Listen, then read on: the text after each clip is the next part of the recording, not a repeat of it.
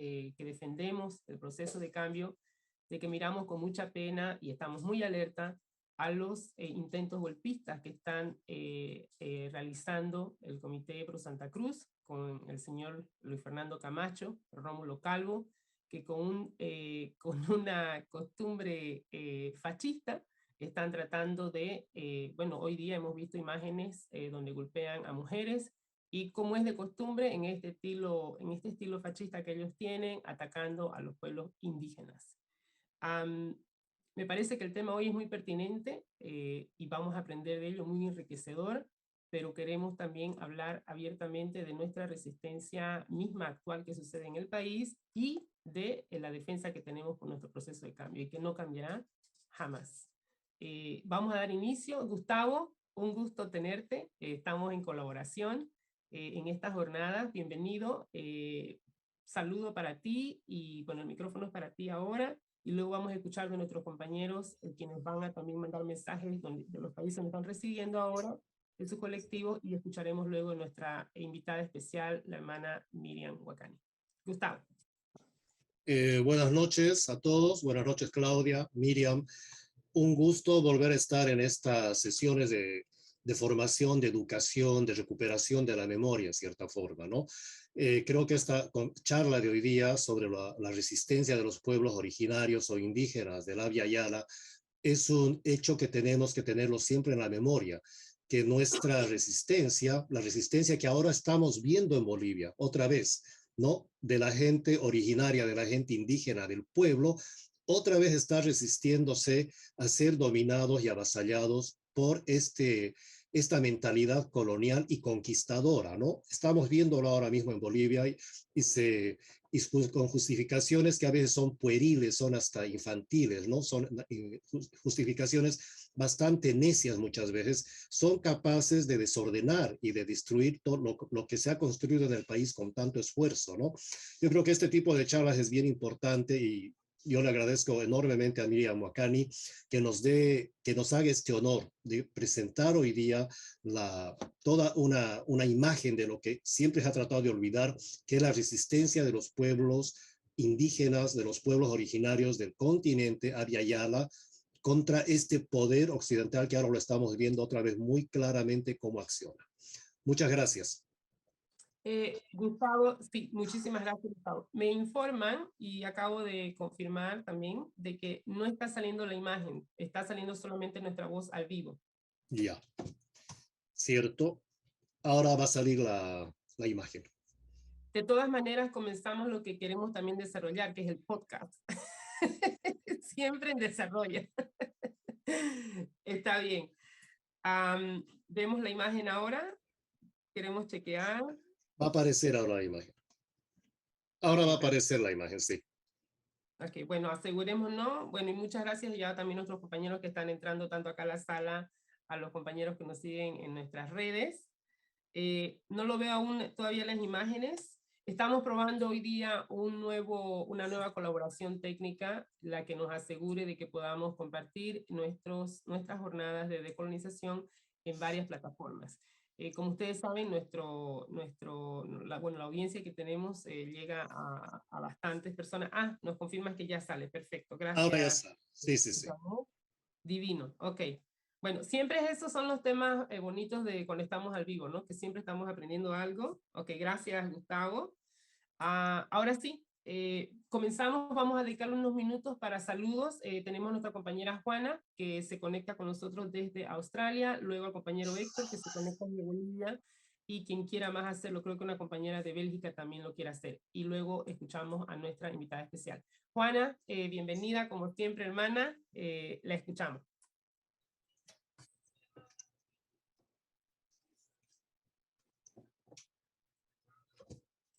Creo que está sin micrófono, y luego escuchamos a Juana, luego a Héctor.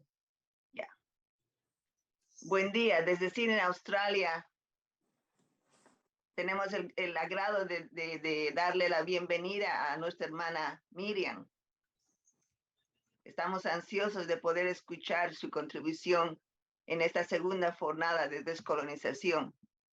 Nosotros, los bolivianos alrededor del mundo, estamos también en ese mismo proceso de descolonizarnos y, como dice Gustavo, de recobrar esa memoria de nuestros pueblos indígenas, que también nosotros somos indígenas, descendientes de ellos.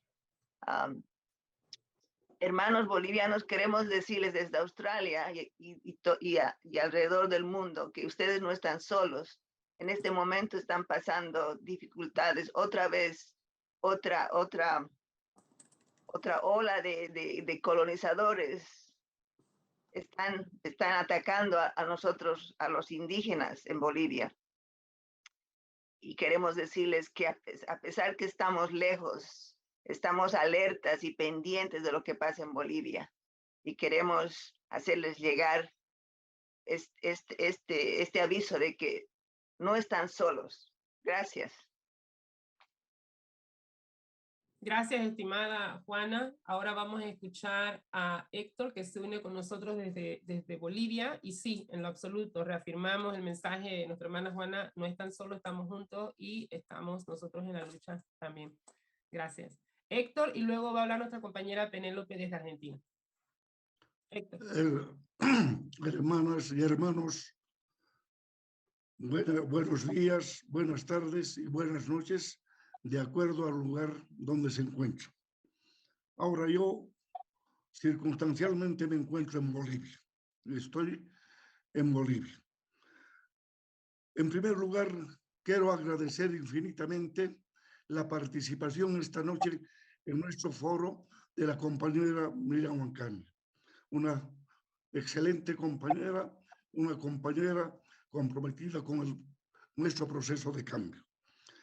Compañeros, quiero manifestarles que en Bolivia nuevamente la oligarquía, la burguesía colonial está intentando nuevamente provocar un nuevo golpe de Estado, sobre pretexto del censo. Nada que ver el censo. Ellos están absolutamente y están por el golpe, nuevamente por el golpe, como en el 2019. Pero esta vez no nos han encontrado como el 2019. Ahora el pueblo está organizado. Tanto los trabajadores de las ciudades y del campo están haciendo una resistencia a este intento de golpe. Estamos seguros que el pueblo boliviano, los trabajadores, los campesinos y los indígenas sabrán nuevamente derrotar a los colonizadores que están intentando nuevamente hacerse del poder. ¿Para qué? Para que en el 2019 desbancar y volver a aplicar la política económica neoliberal. A ellos no les interesa el progreso del pueblo, no les interesa el progreso de Bolivia. A ellos lo único que les interesa es sus bolsillos y el desarrollo de sus empresas. Por lo tanto, nosotros estamos al frente nuevamente y les vuelvo a decir, ahora el pueblo organizado los volverá a derrotar y los derrotaremos también con la colaboración y la ayuda de todos los compañeros que nos encontramos alrededor del mundo. Huipalas por el Mundo está organizado alrededor del mundo y desde todos los lugares del mundo también colaboraremos, ayudaremos con nuestros compañeros que en este momento en Bolivia están enfrentando a los golpistas. Compañeros, ya hay el pedido de los compañeros de muchos sectores exigiendo la renuncia de Camacho, la salida de Camacho. Y junto con Camacho, todas sus hordas fascistas como la Unión Juvenil Cruceña y todas las hordas fascistas que ellos nuevamente los han vuelto a reactivar, que están nuevamente intimidando, masacrando a los trabajadores, a las mujeres y a todos que no están de acuerdo con sus principios genocidas. Compañeros, no quiero extenderme más, los saludo infinitamente. Gracias. Vaya, gracias. Gracias, Héctor. Gracias, de verdad. Un mensaje muy claro y completamente de acuerdo con lo que nuestro apoyo y nuestra resistencia contra el fascismo y contra estos golpistas en el país ahora mismo. Escuchamos ahora a Penélope desde Argentina y luego pasamos ya a escuchar a nuestra invitada especial que está con nosotros y bueno, que es un honor tenerla aquí en Huipalas por el Mundo. Penélope. Bueno, muchas gracias. Penélope, como siempre, lindo tenerte, bienvenida y te escuchamos. Muchas gracias.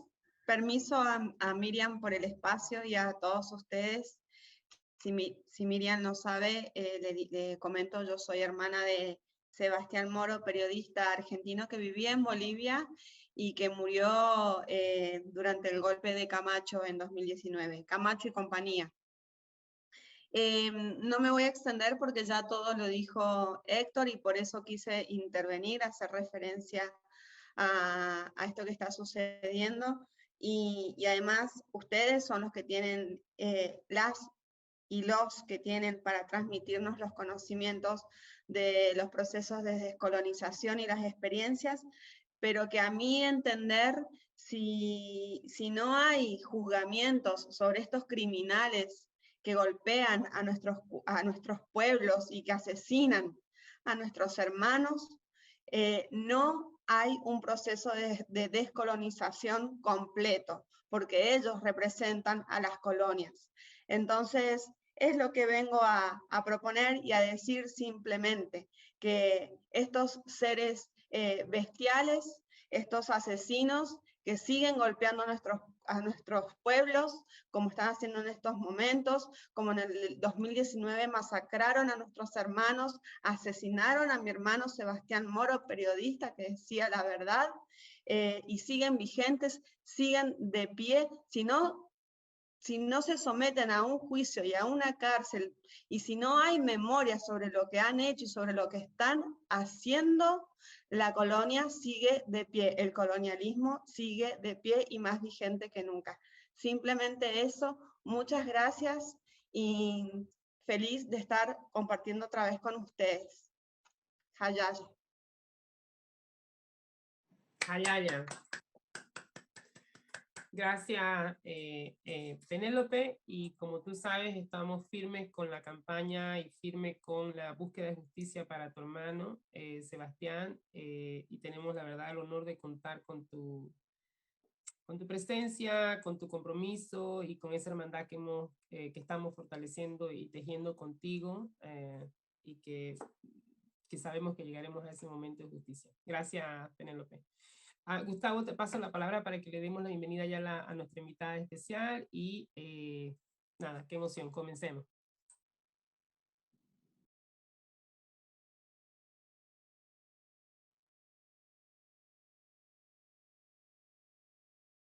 Creo que sí, cuando me pongo con el micrófono, un poco se acoplan los dos sonidos del OBS y del YouTube. No sé qué hacer, a ver. Ahora no te escuchamos bien, Gustavo, no te preocupes. Perfecto, perfecto. Bueno, esta segunda charla, voy a hablar del objetivo de este foro.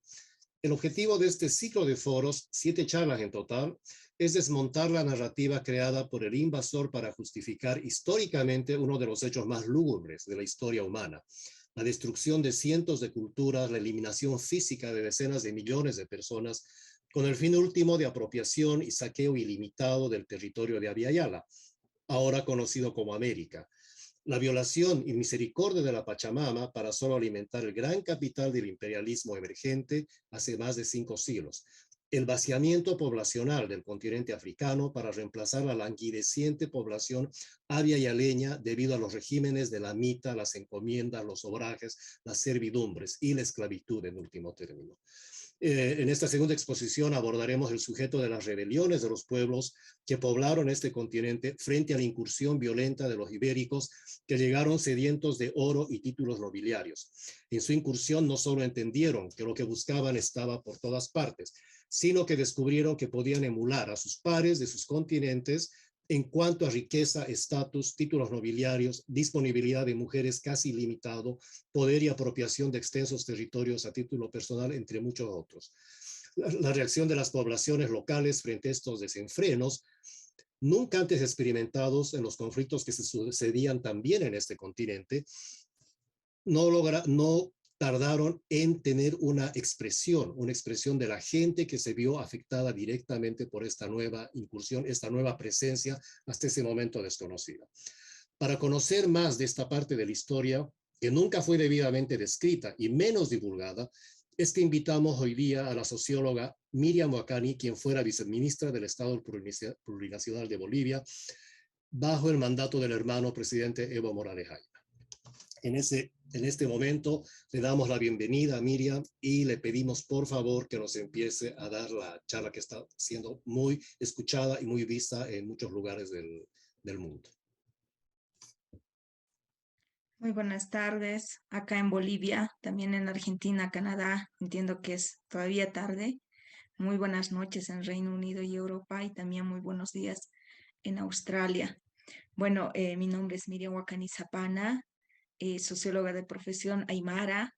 Actualmente resido en la ciudad del Alto, del departamento de La Paz, de Bolivia, desde donde compartiré mis reflexiones sobre el tema que se me solicitó abordar en esta jornada, ¿no? Denominada la resistencia de nuestros pueblos indígenas de la Yayala. También quiero aclarar que fui viceministra de Igualdad de Oportunidades durante el actual mandato del presidente Arce, ¿no? Ya en junio prácticamente salí del viceministerio y bueno, ahora estamos en la profesión libre. Y antes de ello, también me permito felicitar a todo el colectivo de Huipalas y a todo el conjunto de los colectivos que forman Huipalas por el Mundo y la Red Internacional en apoyo al proceso de cambio, quienes promueven y realizan diferentes esfuerzos conjuntos para concretar y concertar estas 7 jornadas de descolonización. Un concepto que prácticamente en el actual Estado plurinacional ha sido fundado, ha sido promovido desde la concertación de diferentes pueblos indígenas. Entonces, para lo cual me voy a concentrar en esta oportunidad para abordar principalmente a estas 2 preguntas rectoras que se me pidió abordarlas. La primera pregunta es, uno de los principales objetivos de la colonización era la cristianización de los pueblos originarios. ¿Lograron ese objetivo?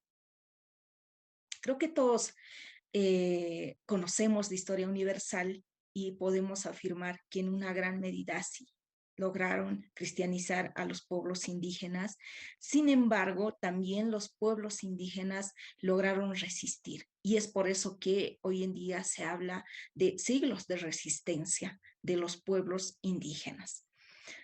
El día de hoy me voy a concentrar principalmente a dialogar y a hacer referencia a algunas acciones, algunas prácticas cotidianas en nuestra realidad, en nuestra coyuntura. Entiendo que la jornada anterior se ha hablado mucho de historia y también hemos ido reflexionando, aunque en el colegio, en la unidad educativa o en los centros de formación, por mucho tiempo no se ha hablado de estos aspectos de la historia, ¿no? Siempre se nos ha mostrado, principalmente en colegios, de que el colonizador, ¿no?, había conquistado territorios. Siempre se nos mostraba otra realidad, cuando ya escarbando la historia ha sido todo lo contrario. Entonces, en ese sentido, es importante también puntualizar que todo este proceso de invasión española principalmente ha sido motivada por intereses económicos, ¿no?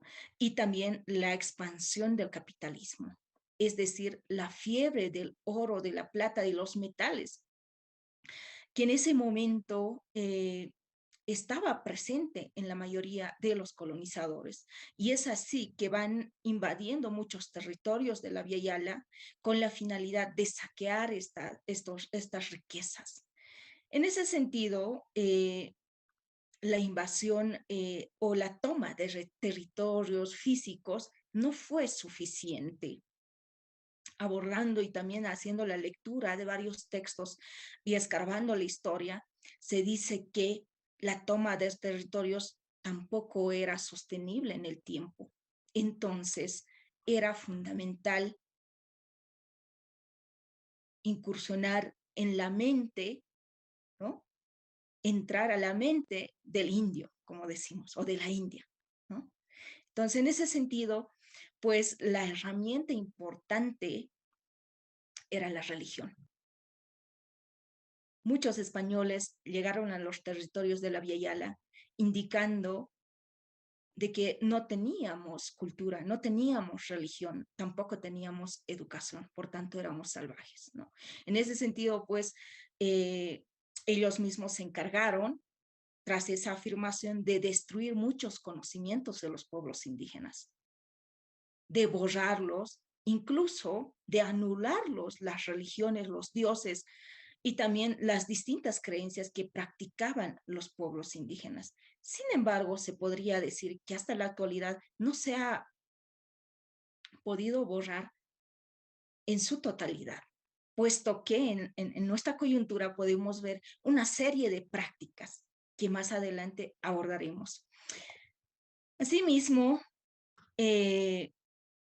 decíamos que no era suficiente la toma de territorios físicos de manera física, sino también era importante el control subjetivo, es decir, ingresar a la mente y al pensamiento de los indios.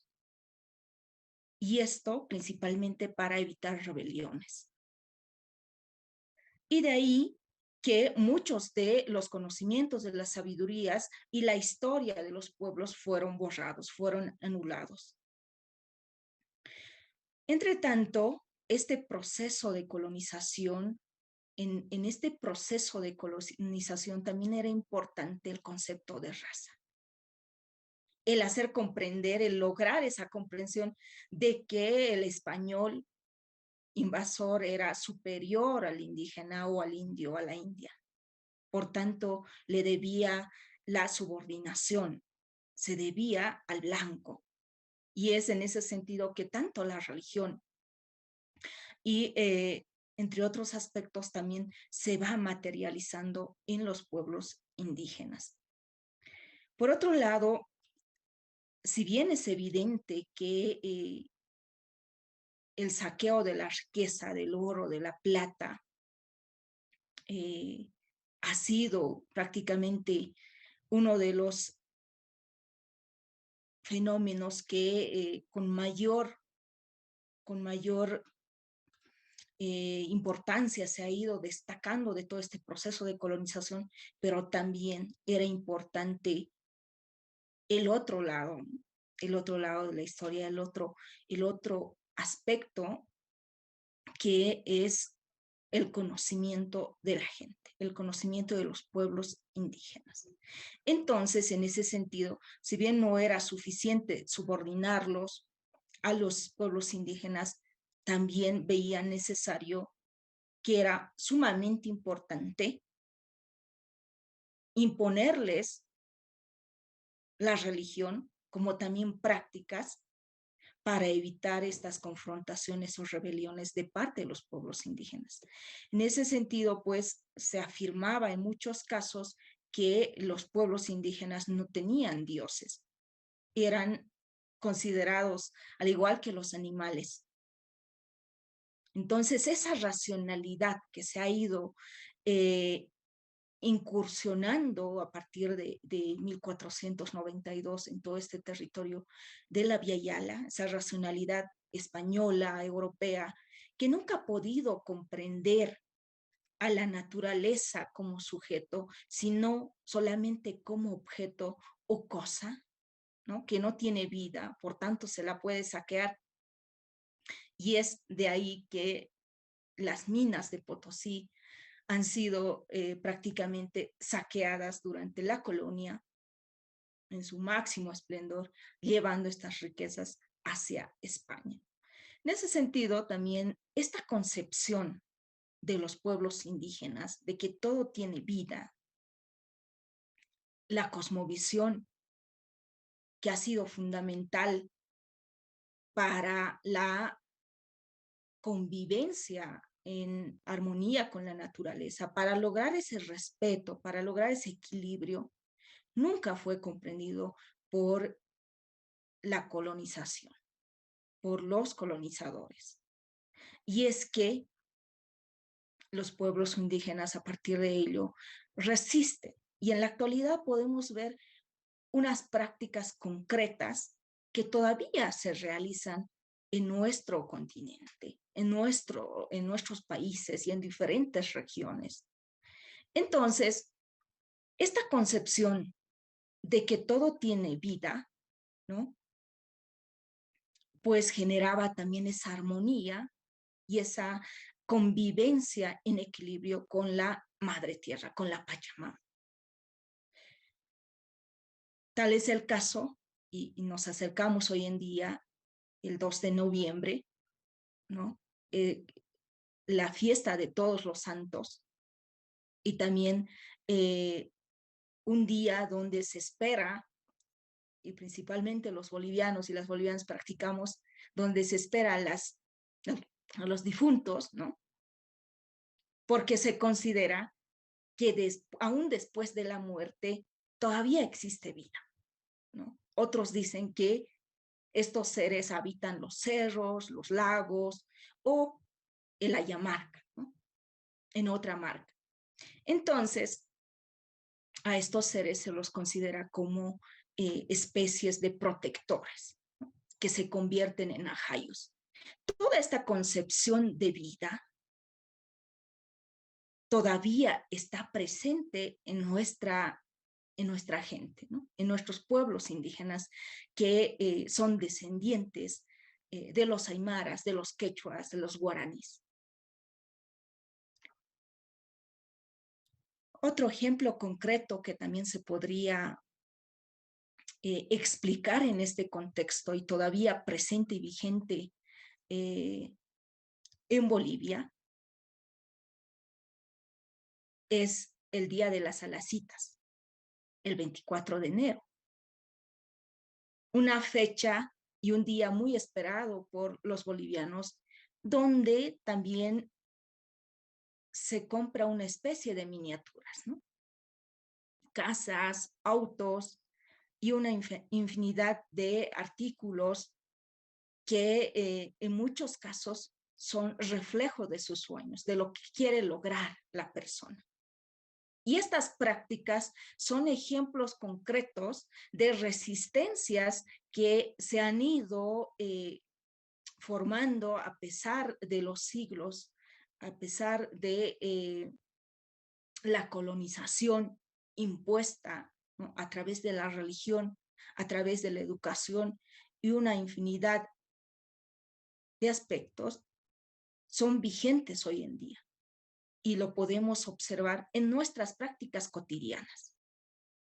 Asimismo, toda esta concepción de que todo tiene vida, esta concepción de que todo tiene vida, los cerros, los animales y todo lo que rodea, lo que forma parte de su universo de los pueblos indígenas, también se va definiendo en que se debe cuidar a la naturaleza como un ser vivo, como un sujeto.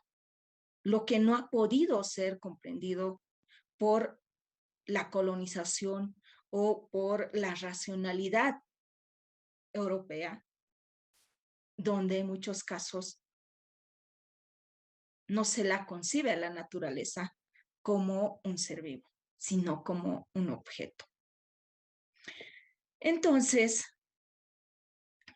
así como estas prácticas, se pueden mencionar también otras prácticas.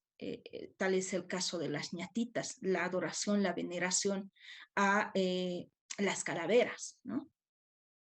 También esta práctica era incluso clandestina en la época colonial, porque tenía un significado muy importante para los pueblos indígenas. Eran los ajayus, los protectores que guiaban su camino. Y hasta hoy en día se puede ver esta práctica. Después de todos los santos, después del 2 de noviembre, una fecha muy esperada por los bolivianos y que por cierto también genera una gran dinamicidad en la economía, ¿no?, boliviana. Después de ello, también se espera la fiesta de las ñatitas, ¿no? Entonces, en ese sentido, podemos afirmar que en nuestra cosmovisión todo tiene vida. Y es por esa razón que en muchos casos, los aymaras, ¿no?, cuando compran su casa, lo chayan. Cuando compran su auto, lo dan un nombre. O cuando compran algún otro elemento de trabajo, siempre la realizan esa chaya para que le vaya bien. Lo cuida, lo trata como un ser. Y eso fue fundamental para esta convivencia con la madre naturaleza. Otro aspecto que también podemos observar, hablando de resistencias, porque históricamente podríamos hacer énfasis a muchos aspectos, pero yo quisiera concentrarme en prácticas y acciones concretas que suceden hoy en día y que a pesar del tiempo han seguido perviviendo en nuestra cultura, en nuestra vivencia diaria. Tal es el caso del mes de agosto. Sucede, por lo menos en La Paz, ¿no?, si uno se pone a observar en las calles, en los distintos espacios, muchos negocios, muchos comerciantes, ¿no?, tiendas y demás, realizan la huajta, que es la ofrenda a la Pachamama, para que le vaya bien y también para agradecer por todo lo que ha recibido. Y esta misma práctica también se puede observar incluso en entidades financieras, ¿no? Entonces, estas prácticas son el claro reflejo de la resistencia que se ha tenido a pesar de la imposición de distintas prácticas o de otras prácticas que se nos querían imponer. Y a pesar del tiempo, pues si bien ha tenido vigencia, pero también se ha podido combinar ambas religiones. Y es que de ahí se habla de un sincretismo religioso, ¿no? Justamente la segunda pregunta era sobre el sincretismo religioso. ¿En qué medida se concibe como una estrategia del catolicismo o como una cosmogonía de los pueblos indígenas? El sincretismo religioso es una práctica que está muy presente en nuestra actualidad. Tanto los pueblos indígenas, es decir, los aymaras, los quechuas, los guaraníes, si bien a partir de la colonización han sido impuestas a sangre, se podría decir, en muchos casos, esta forma de religión, ¿no?, pero también nuestras propias religiones han ido perviviendo desde la clandestinidad. Si bien podemos observar en toda Bolivia y en muchas regiones de La Paz, en cada comunidad, una iglesia que es un reflejo claro de la religión cristiana, pero también al mismo tiempo se puede observar esa veneración a las huacas, a la Pachamama, a los dioses, y a las diferentes illas que ellos consideran son importantes para su convivencia en la naturaleza. Entonces, a partir de ello, podríamos afirmar que este sincretismo religioso está muy presente. Un ejemplo claro podemos ver acá en la ciudad del Alto, en un lugar denominado La Ceja. Históricamente, donde está enterrado el corazón de Tupac Katari, ¿no? A pesar de la religión cristiana, de imponer con una cruz en ese espacio, actualmente se puede ver el asentamiento de muchos yatiris, es decir, sabios, que la gente acude a ellos. Entonces, estos lugares enérgicos, ¿no? A pesar de que con el tiempo se han pretendido borrar y se han pretendido anular estas prácticas, pero al mismo tiempo han ido perviviendo. Se han mimetizado, en otras palabras podríamos decir, se han dado formas de convivir con la religión cristiana, pero al mismo tiempo adorar desde la clandestinidad a sus dioses. Entonces, esta forma de convivencia, este sincretismo religioso, que también lo podemos ir mencionando en diferentes festividades que se realiza en conmemoración a vírgenes, santos y demás, también la religión cristiana ha ido adoptando distintas estrategias para inmiscuirse en ese mundo de la Aymara, ¿no? Poniéndole ciertos símbolos a las vírgenes, adoptando ciertas costumbres o creencias. Lo mismo que en la festividad de las ñatitas. Si bien en el pasado, durante la colonia, no se permitía que estas ñatitas ingresen a la iglesia, actualmente la misma religión cristiana está dando su bendición, ¿no? Y como el Aymara también ha ingresado a ese proceso de sincretismo, de convivir con la religión cristiana, ¿no? Entonces, aspectos de esta forma he querido un poco explicar para reflejar cómo en la actualidad podemos ver esos procesos de resistencia, tanto en la religión, tanto en el ámbito económico, en la misma organización, que pues han servido por mucho tiempo para reorganizarnos y también para demostrar que sí, nuestros pueblos indígenas tenían su propia cultura, su propia educación, y era mentira eso de que decían no tenían cultura, ¿no? Eran salvajes. Y muchos de esos aspectos han ido a través de la historia, se han ido clarificando. Para terminar, me gustaría abordar también sobre algunos desafíos que todavía se tiene a partir de este proceso que ha incursionado Bolivia en la descolonización. No es una tarea fácil este proceso de descolonización, y más aún desde el Estado. En muchas ocasiones se afirma que la misma estructura del Estado obedece a un modelo colonizador y es difícil, ¿no?, en este sentido, combinar o rescatar o crear otra forma de administración de Estado que esté conforme a prácticas de los pueblos indígenas. Y es que, por esa razón, todavía no se logra comprender en su totalidad a los pueblos indígenas. Y por supuesto, esta es una tarea permanente de reflexión, porque el colonialismo, así como está presente en nuestro Estado, también está presente en nuestra propia sangre. Entonces, seguramente, a partir de distintas reflexiones, podemos ir encarando este proceso como una tarea de todos y como un desafío de todos los días. Muchas gracias.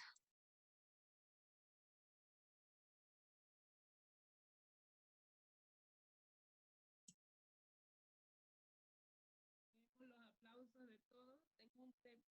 Gustavo, tengo un pequeño problema con mi cámara. No sé si me pueden ver. Hermano, Aló, ¿se me escucha? sí, dale por favor, Gustavo. Se te escucha. Se me escucha, perfecto. Bueno, muchas gracias por tu participación, Miriam. Yo creo que ha sido muy importante toda esta visión que se tiene de la cultura hacia, hacia la resistencia. Evidentemente hay una resistencia cultural que es muy fuerte desde el momento en que llegaron los primeros ibéricos a América Latina, ¿no? A Yala. Evidentemente ha habido un sincretismo, hablamos de un sincretismo, y tú nos has un poco ilustrado de esto a lo que está pasando, a lo que ha pasado durante estos siglos, ¿no? Cómo nos hemos resistido culturalmente a esta invasión. Hemos logrado poner poner de la cultura muchos elementos para poder transitar durante todo este tiempo, ¿no? ¿Qué nos puedes decir acerca de las luchas como la resistencia en términos de los españoles? Ellos llegaron con mucha violencia, ¿no? ¿Qué nos puedes hablar de la resistencia de los pueblos en ese caso? Como una resistencia armada, porque hubo muchos momentos en que la corona española se vio en serios problemas porque no podían controlar a la población que ellos pensaban que eran inferiores en cierta forma, ¿no? Entonces, ¿qué nos puedes decir al respecto? Muy buena pregunta. Bien, sin duda alguna, la colonización, así como ingresó con mucha sangre, con mucho racismo y con mucha crueldad, los pueblos indígenas han tejido diferentes formas de enfrentar a estos procesos que se venían, ¿no? Principalmente porque les despojaban sus tierras.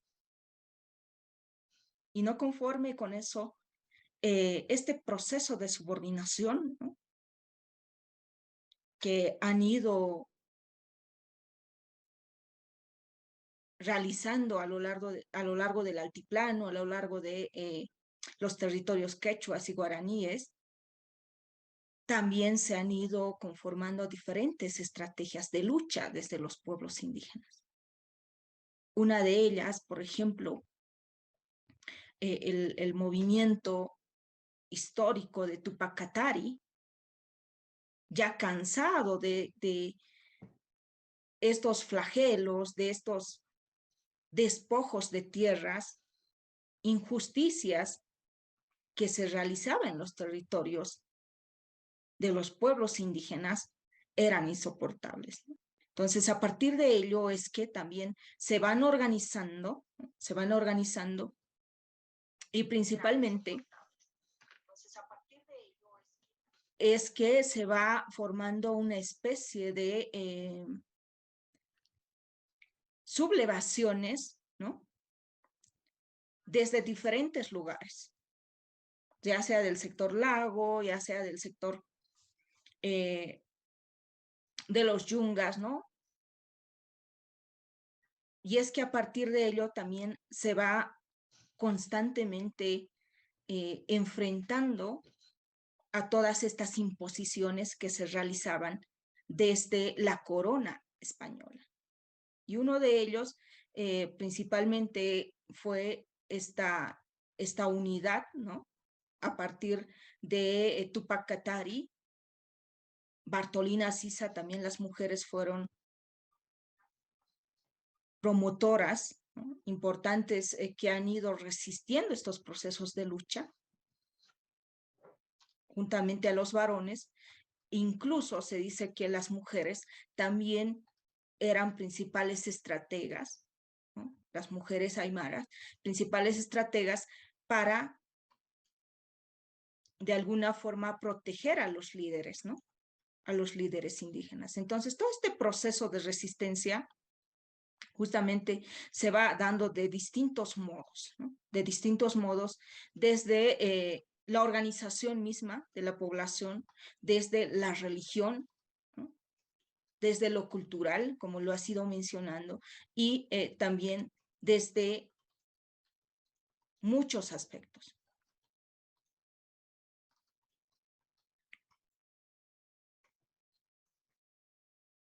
Claro, sí. Bueno, ahí me viene a la memoria algunos hechos bien sobresalientes de esta historia, ¿no? Desde ya tenemos una primera figura en la época de 1493, al año de que las carabelas de Cristóbal Colón llegaran a América, pongan el primer pie en la isla que ellos la llamaron San Salvador después, ¿no? Fue la primera rebelión que hubo de los taínos y de los caribes frente a este nuevo poder que venía, ¿no? Me viene a la memoria la imagen de esta mujer que se llamaba Anacaona, que fue una reina que terminó siendo una estratega militar al ver que al año de la llegada de los españoles, evidentemente la población empezó a ser diezmada, ¿no? De la mano de las escaramuzas, de la iglesia, de la cruz, ellos lograron lograron dominar al pueblo, pero con una gran cantidad de gente que falleció. Casi el 60 o 70% de la población desapareció en un año o 2 años de esta presencia. Y claro, hay una gran reacción de la gente del lugar frente a este nuevo orden que se estaba imponiendo a sangre y a cruces, ¿no? y a cristianismo, bajo la imposición de una corona que estaba totalmente desconocida en ese momento, que era la corona de Castilla y de España. Entonces, esas eran claro, eran revueltas que se fueron sucediendo durante todo el tiempo. Tenemos las rebeliones de lo que viene a ser ahora México, ¿no? De los pueblos aztecas, de los remanentes de las poblaciones mayas que también se levantaron del norte, ¿no? De las 7 culturas que se agruparon para también expulsar a los que empezaron a llegar posterior a los españoles, ¿no? Que era la corona inglesa. ¿Sí?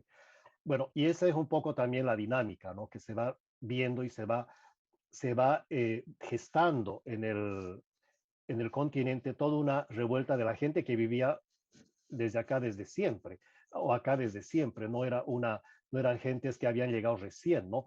Y esa es una de las labores que hizo también el colonialismo. Pensar que cuando llega el primer ibérico o el primer italiano, sería Cristóbal Colón, es donde empieza la historia del continente. Evidentemente no. Es ahí tal vez donde termina una gran historia del continente, ¿no? ¿Qué nos puedes decir al respecto, Miriam? Precisamente esto, todo lo que tú mencionas, esta forma de concebir desde la racionalidad europea, desde la racionalidad española, ¿no? De invadir territorios y creer que con la llegada de ellos o con la invasión de ellos, ¿no? Inicia la historia. Es una narrativa que en muchos casos la misma educación por mucho tiempo nos ha ido inculcando. Mira cómo es este proceso en la que muchos se creía, ¿no? Que nos habían conquistado. Esta narrativa de que la racionalidad europea sí era considerada como un conocimiento válido y universal, fue precisamente uno de los aspectos con los que se iba invadiendo estos territorios de la Via Yala. No las concebían a otros pueblos, a otros territorios como pensadores o como territorios que tenían su propia cultura, su propia forma de educación, su propia práctica. Y es que a partir de ello también se ha ido destruyendo todo el conocimiento que habían acumulado hasta ese entonces, ¿no? Por ejemplo, esta concepción de que todo tiene vida. Es una concepción que va más allá de la propia persona. Y es una concepción que todavía puede salvar al mundo entero. ¿no? Esta concepción de que todo tiene vida y de no mirarla al otro, en este caso a la naturaleza, a los cerros, ¿no? A los ríos, de no mirarla como sujetos, nos puede salvar y puede ser una salvedad que puede dar otra forma, otra alternativa de vida. Pero cuando este conocimiento de racionalidad europea concibe lo científico como aquello que está sobre todas las cosas y lo demás no sirve, entonces, pues, toda esa racionalidad nos lleva a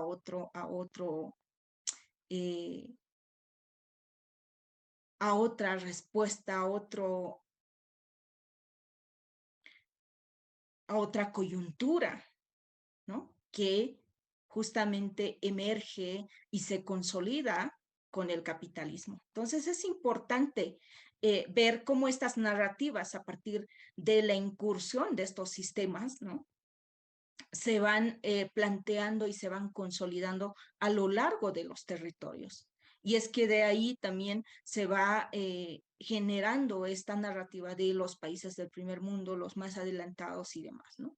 Y a partir de esto se va invisibilizando los otros conocimientos, las otras prácticas, las otras formas de organización que probablemente hoy en día, ya cuando el sistema capitalista ha arrasado con todo, estamos en la búsqueda de otras formas de vivir, ¿no?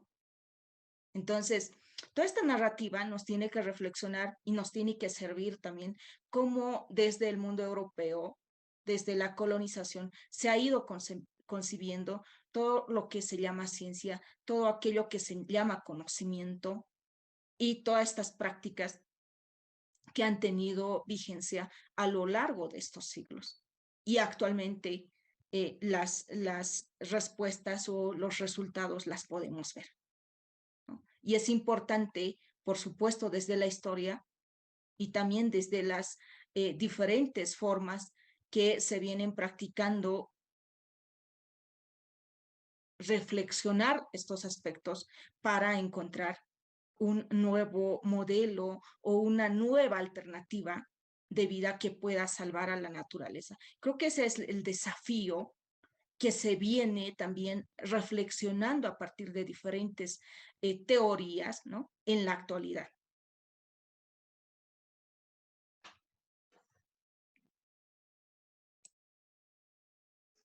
Gracias, gracias a Miriam por la respuesta. Me parece muy claro todo esto, la racionalidad frente a la otra racionalidad, ¿verdad? Tenemos la palabra, nos pide la palabra Juana y Marcelo de Australia, me parece, que ellos tienen la palabra, por favor, hagan su pregunta o su comentario. Yeah. Muchas gracias, hermana Miriam.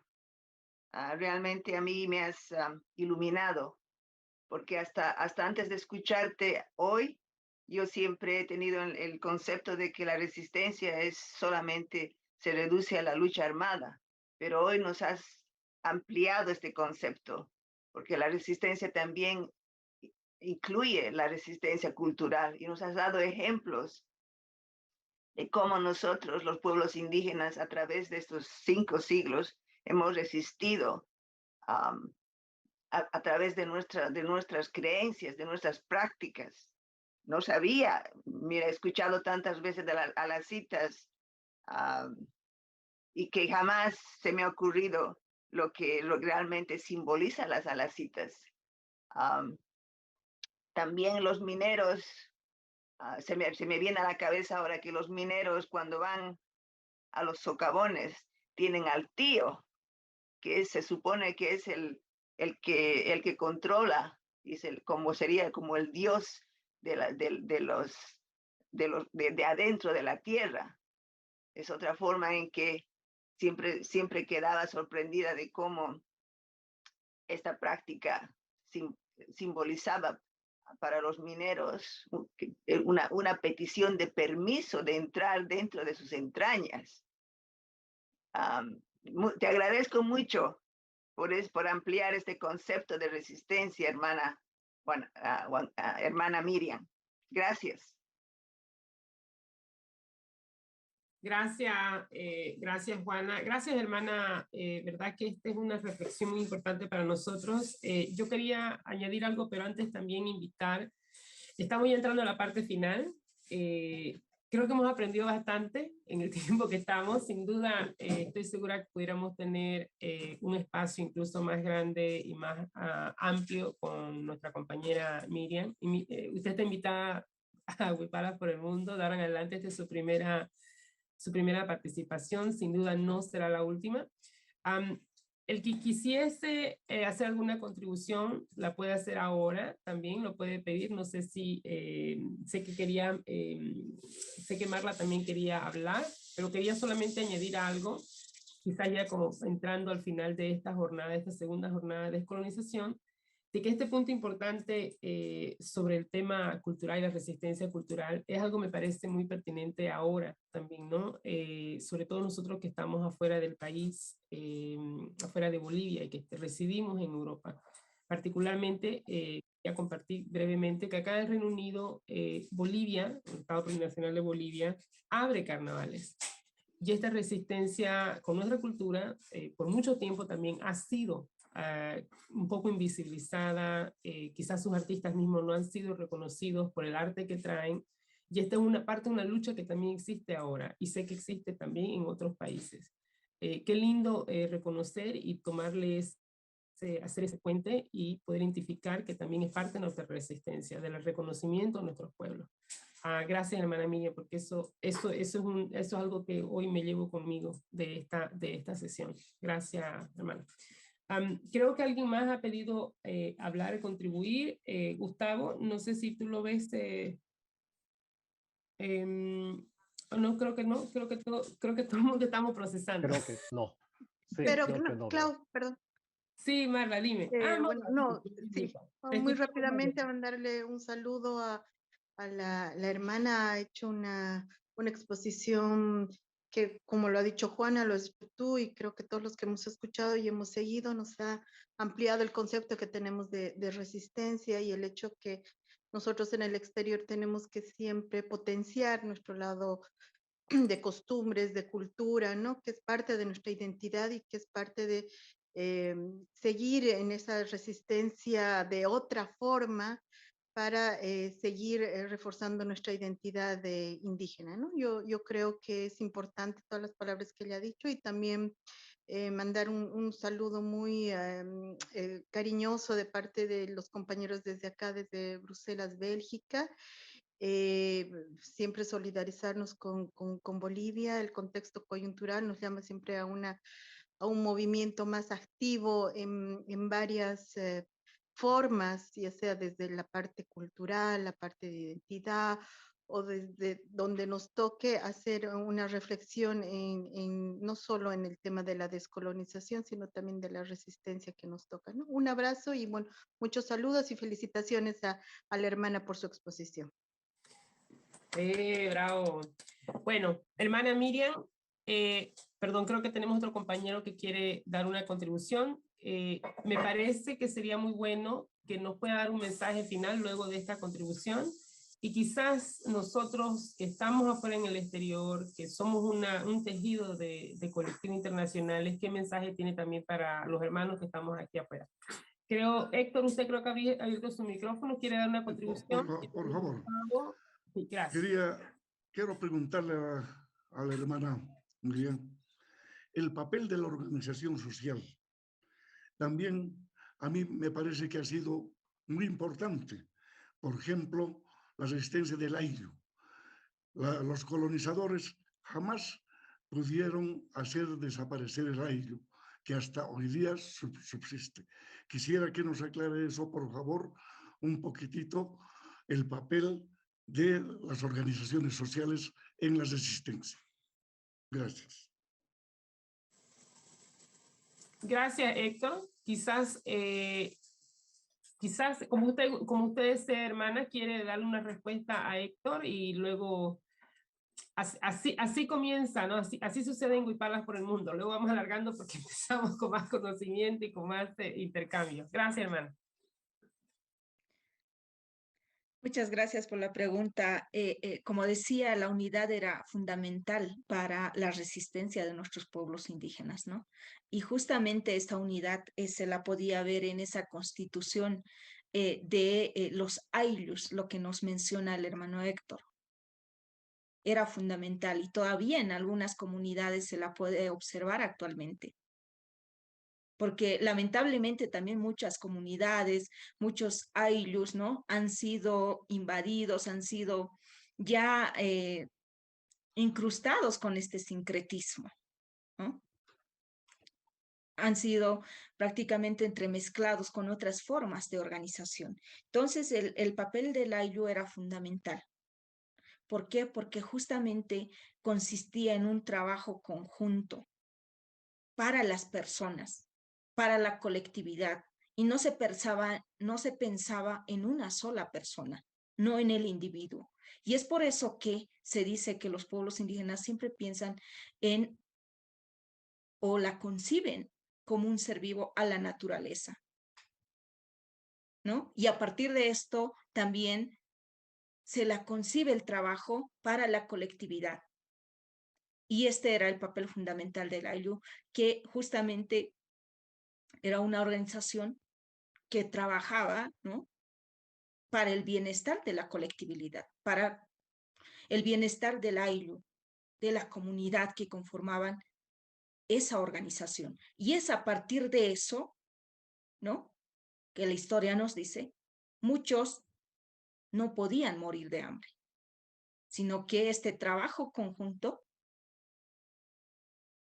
pues garantizaba la alimentación para todos. Cosa que en la actualidad se ha perdido esos valores, ¿no? Cada quien trabaja para el individuo, vela su bienestar, y eso justamente ha traído este sistema capitalista, ¿no? Que también ha ingresado con mucha fuerza con la colonización. Entonces, si bien estas formas de organización todavía pervive en algunas comunidades, pero aún son debilitadas, ¿no? Están muy débiles. Y también se puede observar que muchas comunidades en el altiplano boliviano, yo me he limitado a hablar de Bolivia porque es la realidad que conozco, ¿no? Y puedo rescatar algunas acciones así concretas que se pueden reflejar y también se pueden traducir en procesos de resistencia que se va realizando desde su misma población, desde la misma gente, desde los jóvenes, desde todos los actores sociales que componen la sociedad.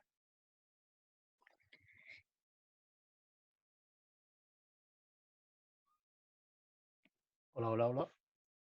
Hola. Gracias, Sí. compañero. Sí, vale, Gustavo. Nada, Sí. que los aplausos están en la sala.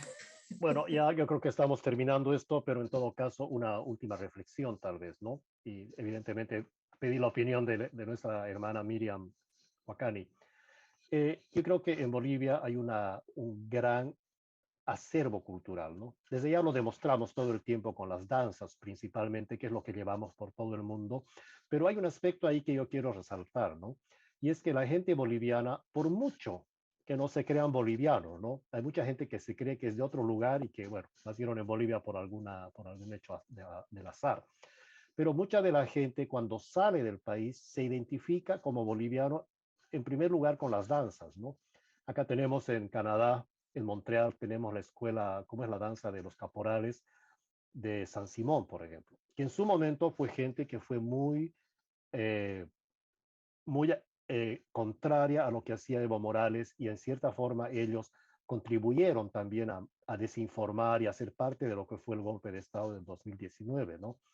Pero por otro lado, ellos también, cuando hay una actividad cultural, ¿no? De donde se junta gente de muchos lugares, cuando hay una actividad cultural, ellos son los primeros en ponerse el traje del caporal y hacer brillar los colores de Bolivia, ¿no? Y en ese sentido hay toda una contradicción, porque hay una sociedad en Bolivia, la sociedad boliviana, podemos decir, en su conjunto, tiene una expresión de bolivianidad muy fuerte cuando está fuera del país y también cuando está dentro. No nos olvidemos que la gente cuando se hacen los carnavales, las entradas del Gran Poder, de la Virgen de Urcupiña, es la clase media que tiene recursos económicos amplios, ¿no? De los bancos y de muchos lugares que forman sus comparsas y se visten de bolivianos, de bolivianidad, para ir a hacer sus adoraciones y sus ritos, ¿no? Pero por otro lado tienen la contradicción que tampoco lo aceptan del todo porque después quieren alinearse a lo que estamos viendo ahora en Santa Cruz, ¿no? Con Luis Fernando Camacho y Calvo, que quieren desestabilizar el país. Entonces, yo en todo caso hago un llamado, ¿no? A la gente de Bolivia que cuando vista un color de Bolivia, un traje de Bolivia, que tiene origen profundamente, además, originario, ¿no?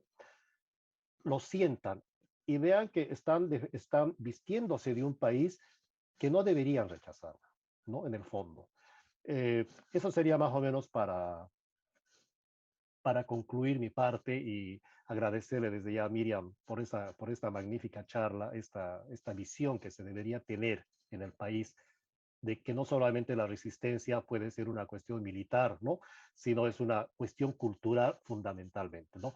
Y como decía Benjamín, el filósofo europeo, ¿no? Que decía también, no solamente en las guerras se da una guerra entre hombres y mujeres y hombres y mujeres. La guerra en el fondo se la da entre los dioses de un lado y los dioses del otro lado. Y creo que eso es lo que Bolivia ha practicado todos estos siglos de resistencia. Hemos luchado con nuestros dioses para hacer valer nuestro lugar en el mundo, ¿no? Muchas gracias. Miriam, muchas gracias por todo. Por favor, unas últimas palabras. Muchas gracias por la invitación y pues enviarles un saludo desde Bolivia. Bueno, acá desde el 2019 no estamos muy bien, estamos en permanente conflictos, en permanente movimientos, ¿no? Que probablemente no nos agrada a la población juvenil, pero también estos procesos también son resistencia, ¿no? Resistencia a nuestra forma de convivencia, a nuestras creencias, a nuestra forma de querer y también soñar con un Estado, ¿no? Con un Estado que pueda agrupar a todos los pueblos indígenas, que pueda también valorar el conocimiento y desde luego que se pueda también difundir a partir de estos, ¿no? Y es cierto lo que decía Gustavo, el boliviano lleva consigo mismo cargado de su cultura, ¿no? A todos los países. Y claro ejemplo es de estas fraternidades que están en bloques, se van, ¿no? A Brasil, a Argentina, a bailar, ¿no? Y así conocen los países de Latinoamérica. Y eso es normal para los bolivianos, ¿no? Entonces, de esta forma, pues nos trae esto distintas reflexiones que también es importante compartirlas con ustedes y también escucharlos, ¿no? Cómo es que los bolivianos, ¿no? Están en diferentes países y cómo están pensando, ¿no? Es importante reflexionar estos temas, no solo acá en Bolivia cerrados, ¿no? También ir haciendo, bueno, escuchando a diferentes personas que están conectadas a partir de este medio. Y muchas gracias por la invitación. Voy a estar siguiéndolos. Es importante reflexionar estos y otros temas y también con ustedes. Muchas gracias. Bravo, súper.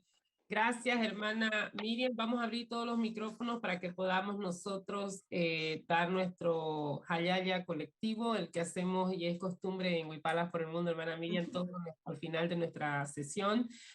Pueden abrir todos ahora su micrófono. Estamos, sí, lo pueden abrir ahora. Hermana Miriam, muchas gracias. Sin duda un aprendizaje muy importante para nosotros.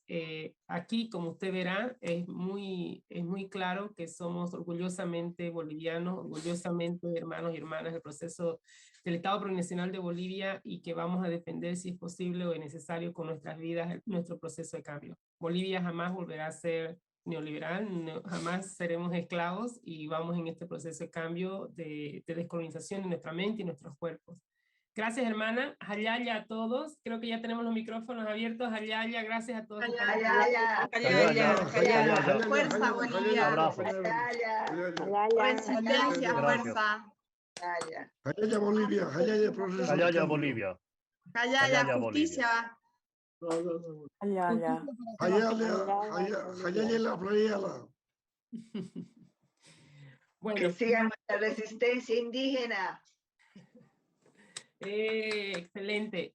Gustavo, ¿te parece si podemos leer rapidito las siguientes jornadas para hacer un pequeño recordatorio? Gracias a todos quienes están aquí, quienes entraron a la sala. Voy a buscar rapidito nuestras siguientes jornadas. Sí. Tengo aquí. Creo que el sistema que hemos utilizado ahora ha funcionado, ¿no? Hemos tenido algunos pequeños glitches. Ya la hermana Miriam ha salido de la sala, creo. Estamos ya nosotros. Para todos los que estaban en la red, qué bueno, gracias. Y me parece sí que ha funcionado, ¿no, Gustavo? Creo que algún glitch. Sí. Ha logrado, sí hay pequeños problemas técnicos, ¿no? Un poco por la premura que tuvimos que improvisar también para que esto salga, ¿no? Teníamos que hacer que esta charla importantísima salga al aire, y hay siempre algunos problemas técnicos que, como se sabe, las cosas siempre se complican aunque uno no quiera. En todo caso, voy a dar lectura a las charlas siguientes que tenemos, ¿no? Tenemos 5 charlas que nos quedan todavía, distribuidas en el tiempo. El 12 de noviembre tenemos la charla de Se instalan las repúblicas oligarcas, ¿no? El 26 de noviembre, Estados Unidos, el nuevo imperio colonialista. 10 de diciembre, las revoluciones del Abya Yala, de las cuales nosotros muchos hemos sido parte de todo ese momento, ¿no? El 21 de diciembre, la mujer en los procesos emancipatorios del Abya Yala, y deberían ser las mujeres en sí, las mujeres en el proceso emancipatorio del Abya Yala. El 7 de enero, el proceso de cambio por la descolonización del Abya Yala. Esas son las 5 charlas que nos quedan, y creo que vamos a darnos más el tiempo de organizar esto. Tenemos expositores que estamos esperando también su aceptación. Desde ya tenemos a Julieta Paredes para la 6ª charla de las mujeres. Tenemos a de la Fuente, no me acuerdo el nombre, Edgar de la Fuente, me parece. Edwin de la Fuente. Edwin de la Fuente, exacto, para la charla que tenemos para analizar la presencia de Estados Unidos como el nuevo poder imperial. Estamos todavía esperando la confirmación de otros participantes, que son gente que realmente nos dan muchas luces en este momento. El objetivo de nuestra charla es ver nuestra historia desde nuestro continente, que eso quede bien claro, ¿no? Sí. Claudia. Sí, muchas gracias. Eso es solamente, nos veremos en las próximas jornadas. Estos espacios son de aprendizaje y bueno, estamos subiéndolo también a nuestro website para que estén las 7 jornadas como un espacio como un material, ¿no? También para un recurso nuestro dentro de nuestra descolonización. Gracias a todos, cerramos ahora y que tengan un excelente fin de semana. Hayaya, hermanos. Hayaya. Hayaya. Abrazo. Hayaya.